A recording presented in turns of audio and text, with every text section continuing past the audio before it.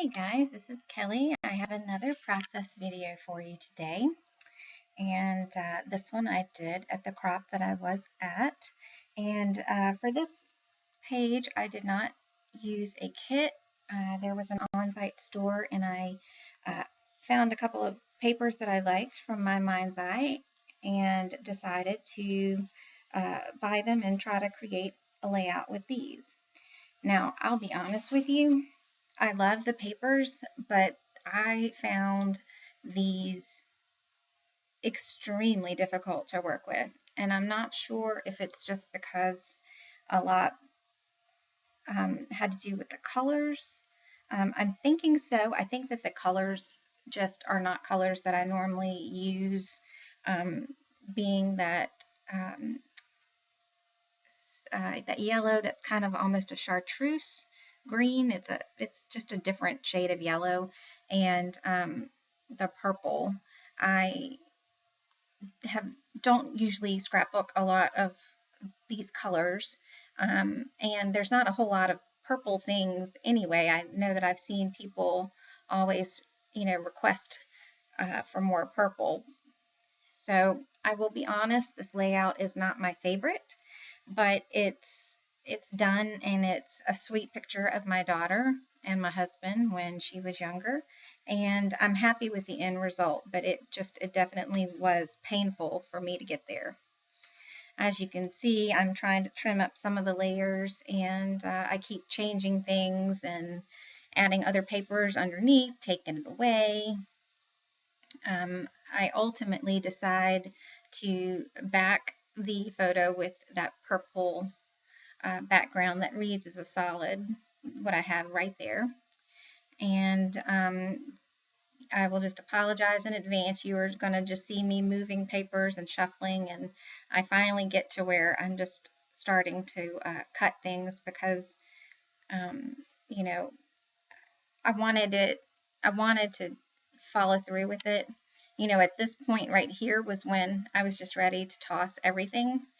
But I decided that, number one, I really hadn't bought a lot during the crop, and I was going to make a page work out of this. It was almost a challenge. So I decided that I would put it on some white cardstock, and that cardstock is some that I got from Studio Calico years ago, and it has a wood grained, it's almost like it's embossed with a wood grain. And I liked the look of the papers better on the white than on that purple pattern paper. So I know that I'm going to put this picture down. I've decided I'm going to commit to that, and I do like the green chevron behind, and I like the polka dots, but I'm not especially digging it right there. So you'll see that I just go to something else. I pulled out my Amy Tan stencils, and one of my goals for this crop were to use any of the little extra things that I brought. So I decided that with this group of papers that it would probably be best to make my own embellishment. So with the magic of video, you saw me make the holes for the heart, and my heart will be completely stitched in just a second. So there we have my heart, and I decided to move that the round dot circle paper to the back, and then to add the floral back in. I really wanted to use the several different pieces of paper just because I like to layer the effects. And you saw where I cut the bubble paper to try to use what I have, and to not have to cut another strip, just making what I have work. And I decided to cut the green chevron as well. And when I put it back down, you'll see that it really didn't make it that much bigger, but it made enough of a difference to where my eye liked the paper underneath. So you see just that small strip that it just elongated those two pattern papers to the point where I thought it helped ground that picture better. So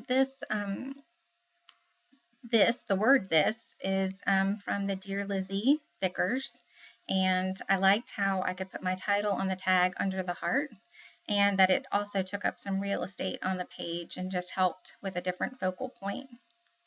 And I'm just trying to get it centered. And I did trim off a little bit of the tag just to make it seem like it was meant to be like that. These tags are rather large, and I felt like it was overwhelming the page.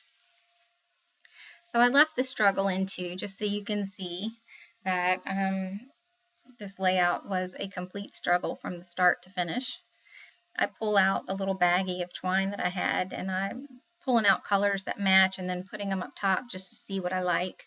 And you know, I wanted something that just seemed to go. I didn't want to draw attention to the fact that there was necessarily twine on the tag. And so I settled with the twine that you have, that you can see right there, but my friend ended up giving me some lavender twine to put on it, and I really do like that twine better, so that's what makes it onto the final page. And these rub-ons you've seen me pull out in a video before. I'm just trying to see if there's anything that I can use, and I do in fact find one. Not quite sure what I'm doing at this point though.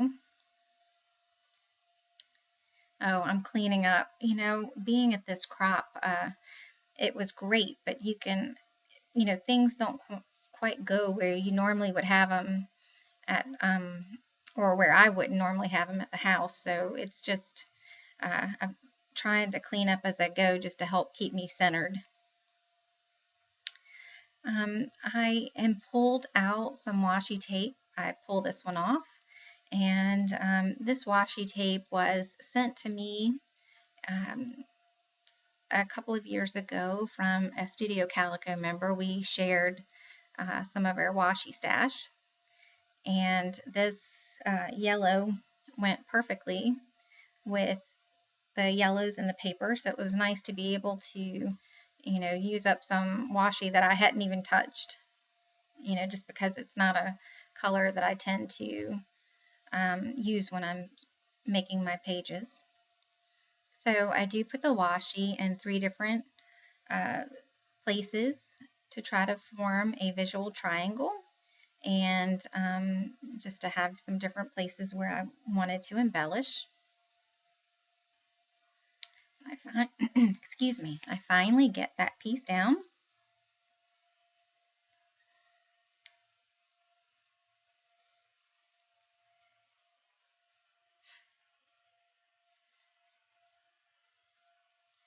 So that piece of washi was a little crooked. I couldn't figure out what I was doing there for a second. So this rub-on says, "I love you to the moon and back," and thought that was perfect for my husband and my daughter. These, the notes and things rub-ons are very nice. They just rubbed on beautifully. I left my rub-on tool at home, and I just used my protective covering of my scissors and it just to rub it down, and it worked great. I'm looking through my rub-ons to see if there's anything else that I can use.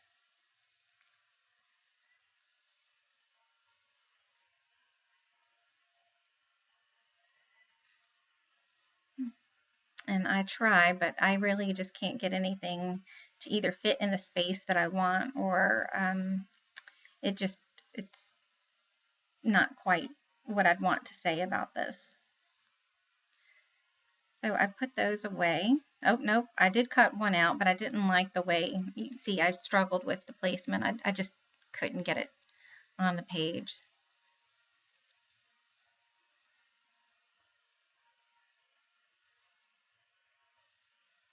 Like I said, this layout was just a struggle for me from the beginning until the very end.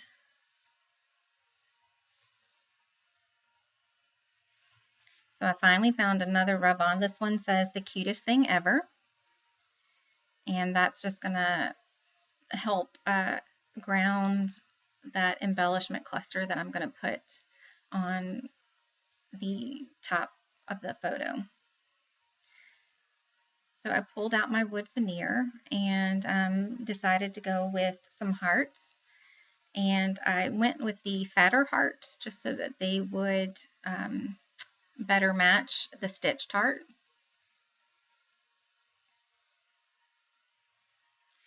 And I pulled the arrow to draw your eye towards the I love you saying.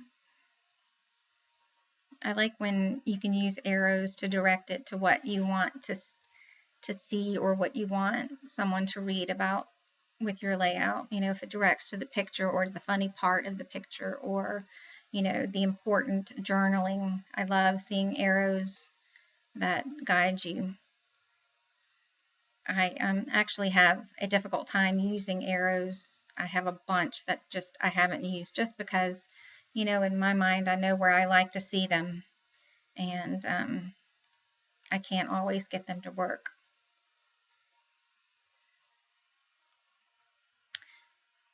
So there was my friend giving the other twine. She knew that I wasn't happy with it, and I just changed that out to the lavender, and it just looks so much better. It's amazing how something little like that can just take the layout in just a little bit of a different direction. I decided to leave these heartwood veneers natural. I like that different texture. I like the wood appearance with the wood grain texture of the cardstock. And I did not want to add any other colors to this. You know, I had such a hard time with the colors that I had to work with that there was no way I was going to be introducing another color.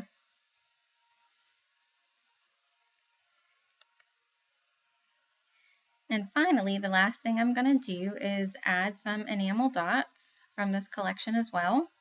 And I choose the purple, the green, and the yellow. And I do get those placed with the clusters and the visual triangle as well. And that's pretty much going to complete this layout.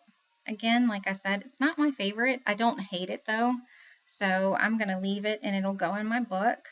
And just as a, you know, a lesson learned that sometimes, you know, you do have to push yourself out of your comfort zone and soldier on. And, you know, I eventually got the page done. It did, it was almost frustrating at points, but that's okay.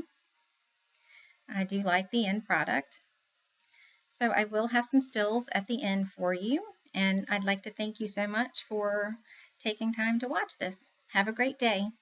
Bye.